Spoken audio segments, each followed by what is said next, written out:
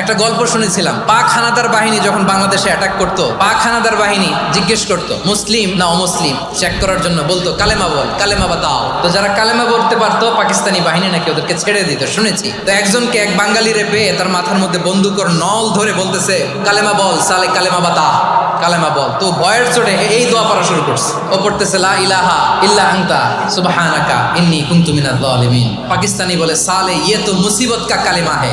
বাঙালি কয় হাম তো ভি মুসিবত মে হ্যাঁ। পাকিস্তানি বলে বেটা কোন দোয়া বললি, এটা তো মুসিবতের কালেমা। কয় আমিও তো মুসিবতে আছি, আমার মাথার মধ্যে বন্দুক ধরে তুমি আমার কালেমা জিজ্ঞেস করো, এখন কোনটা কালিমা আর কোনটা কি দোয়া আমার হুশ আছে নাকি?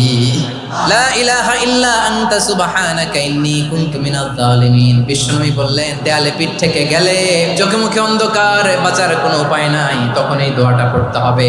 এই দোয়া পড়ে আল্লাহর কাছে ফরিয়াদ করলে বিপদ মুক্ত করবেন কে?